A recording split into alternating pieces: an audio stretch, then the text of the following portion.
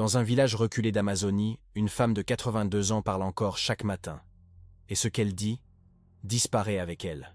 Elle parle à voix basse, elle parle aux arbres, elle parle aux oiseaux, comme si la forêt était devenue son dernier interlocuteur.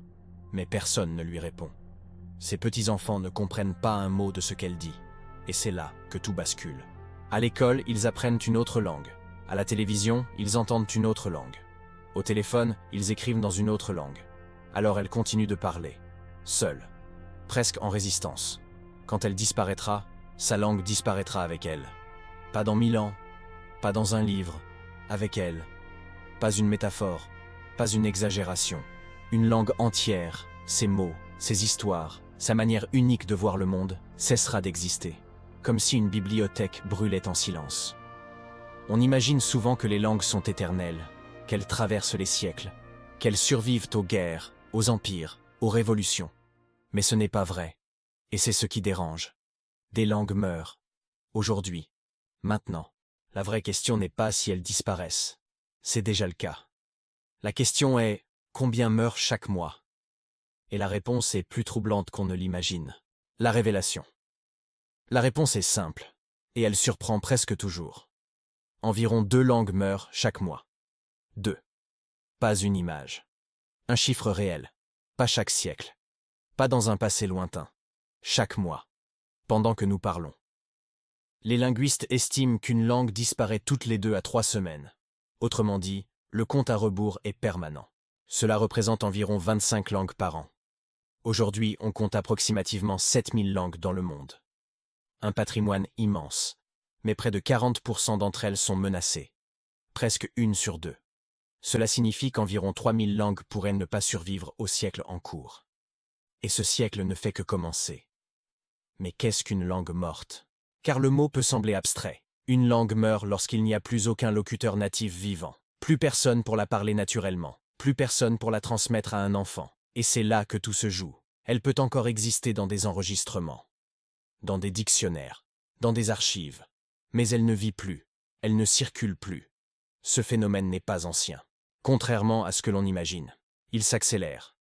Pendant des millénaires, des langues sont apparues, se sont transformées, ont fusionné.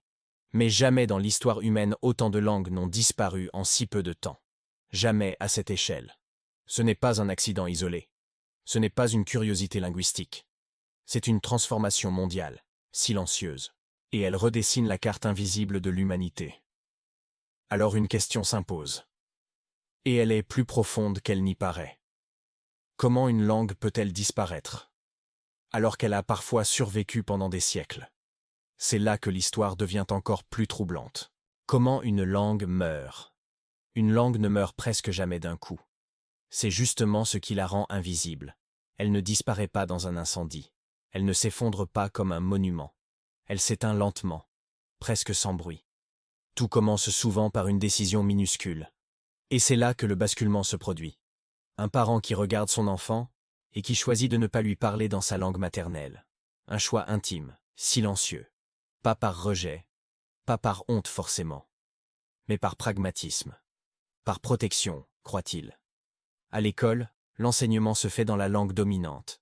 À la ville, le travail exige la langue dominante. À la télévision, sur Internet, dans les administrations, toujours la même langue dominante. Le message est constant.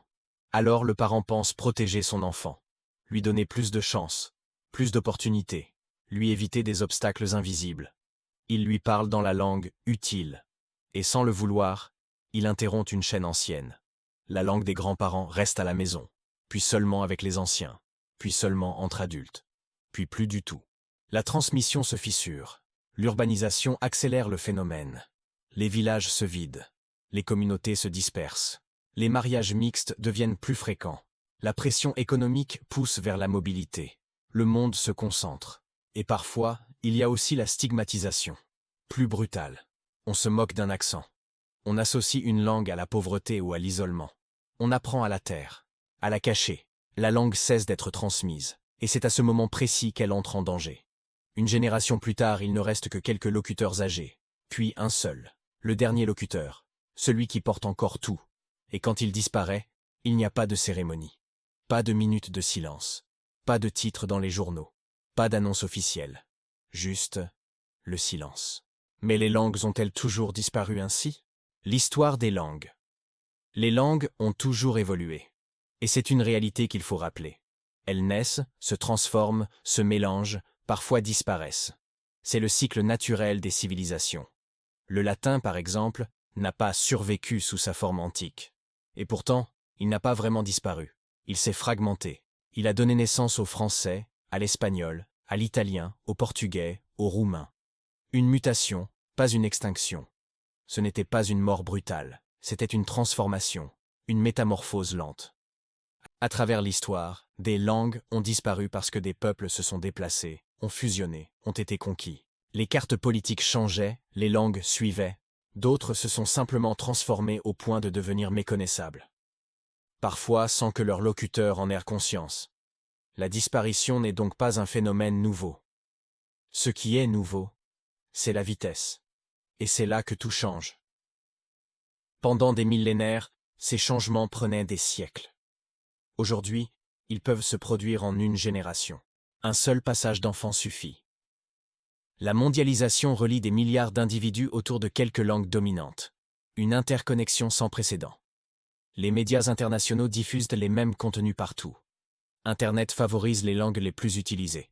Les échanges économiques poussent vers l'uniformisation. Toujours les mêmes langues gagnent du terrain. Résultat, quelques grandes langues gagnent toujours plus de locuteurs, pendant que des milliers d'autres se fragilisent. L'équilibre s'inverse. Jamais dans l'histoire humaine autant de personnes n'ont parlé les mêmes langues. Une convergence massive. Et jamais autant de langues différentes n'ont été menacées simultanément. Une divergence fragile. Nous assistons à une concentration linguistique mondiale. Silencieuse, mais mesurable. Alors une question se pose. Et elle dépasse la linguistique. Faut-il s'inquiéter? Pourquoi s'inquiéter? Faut-il s'inquiéter? La question mérite d'être posée. Après tout, les langues ont toujours évolué. Peut-être est-ce simplement une étape de plus dans l'histoire humaine. Un mouvement naturel. Mais une langue n'est pas qu'un outil de communication. Et c'est là que le sujet devient plus profond. C'est une manière particulière d'organiser le monde. Une manière d'habiter la réalité. Certaines langues distinguent des nuances de neige que d'autres ignorent. Des différences que nous ne percevons même pas. D'autres possèdent des mots pour des relations familiales que nous ne savons même pas nommer. Comme si notre propre vocabulaire était incomplet. Certaines structurent le temps différemment. D'autres décrivent l'espace non pas par gauche et droite, mais par les points cardinaux. Une autre géographie mentale. Quand une langue disparaît, ce n'est pas seulement un vocabulaire qui s'efface, c'est plus vaste que cela.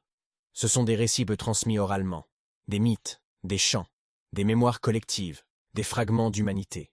C'est parfois une connaissance fine des plantes locales, des écosystèmes, des pratiques médicinales traditionnelles. Un savoir accumulé pendant des générations.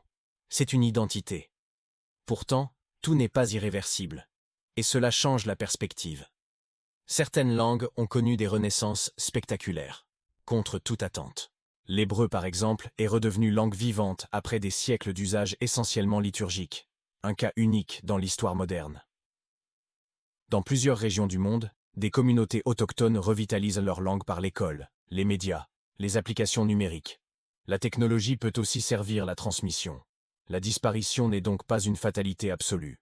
Mais le mouvement global reste puissant, plus puissant que les initiatives isolées. Ce qui se joue dépasse la linguistique, et peut-être même la culture. Ce phénomène dit quelque chose de plus profond sur notre époque, sur notre rapport à la diversité, sur notre rapport à la transmission, sur ce que nous choisissons de préserver ou de laisser s'éteindre. Que faut-il retenir? Environ 2 langues disparaissent chaque mois. Un rythme presque invisible. Pas dans un passé lointain, pas dans les livres d'histoire. Maintenant, pendant que nous continuons à parler. Quelque part, une grand-mère parle encore. Et peut-être est-elle la dernière. Et quelque part, un enfant n'apprendra jamais ces mots, sans même savoir qu'ils existaient. Alors la question n'est peut-être pas seulement linguistique. Elle est plus intime que cela. Que perd-on vraiment quand une langue disparaît? Un vocabulaire? Ou une manière unique d'habiter le monde? Une façon de penser? Une façon de ressentir? Et surtout, que choisissons-nous de transmettre? Car le silence, lui aussi, se transmet. Chaque langue qui disparaît emporte une vision du monde avec elle. Connaissez-vous une langue qui a disparu? Ou qui est en train de disparaître? Dites-nous son nom en commentaire.